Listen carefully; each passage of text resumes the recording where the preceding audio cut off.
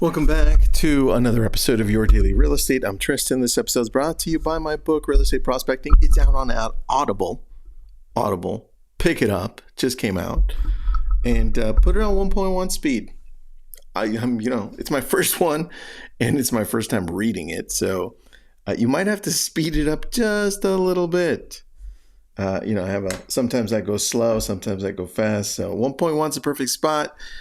Let's talk about something that I came across just a few days ago. I still go on listing presentations, and I went on one listing presentation and we had competition. We had 3 other people go up against us, so a total of 4. And when I showed up, when we typically show up, in this case it was just me, but when we typically show up, we show with the right energy, right? We don't go overboard, and we definitely don't go very low, right?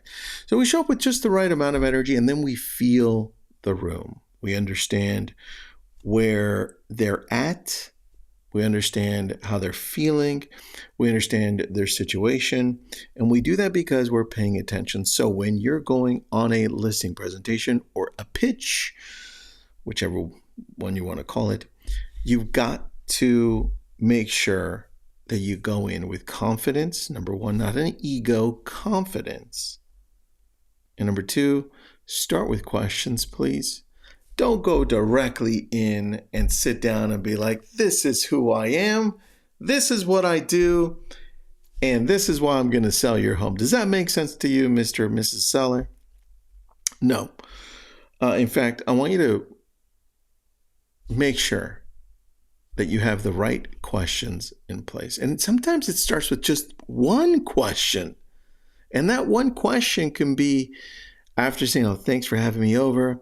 I know we talked a little bit about your home. I'm giving you the exact thing that happened to me. Look, I know we talked a little bit about why you're moving. I want to get a better idea of why you ended up picking this home in the first place.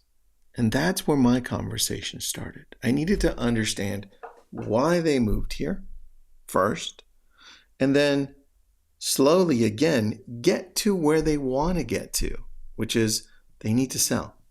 And if they need to sell and I tie both things together, I can start getting a better picture of what they want to do.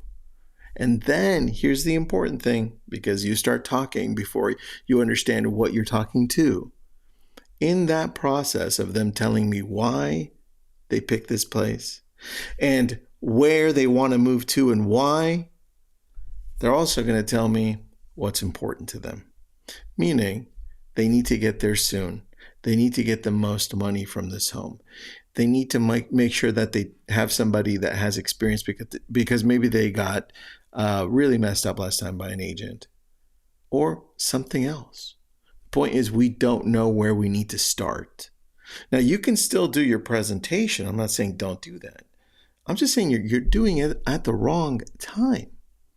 So pay attention after you ask the right questions to make sure that you start with the important things to the people you're talking to. And it's so different. I had somebody who would tell me, Tristan, postcards, they're the most important thing. And I'm like, oh, really? Postcards? I've had people tell me it's open houses. That's what's going to sell my home. And great, that's my entry point. Then I say, great, postcards, here's what we do. But here's what else we do. Open houses?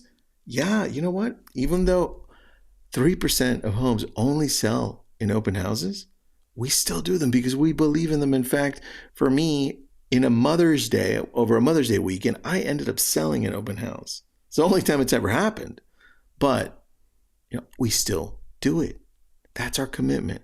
Whatever they tell me, that's my entry level. Whatever they tell you after you ask questions, that's your entry level to your pitch, to your listing presentation. Please come in with confidence and ask a lot of questions.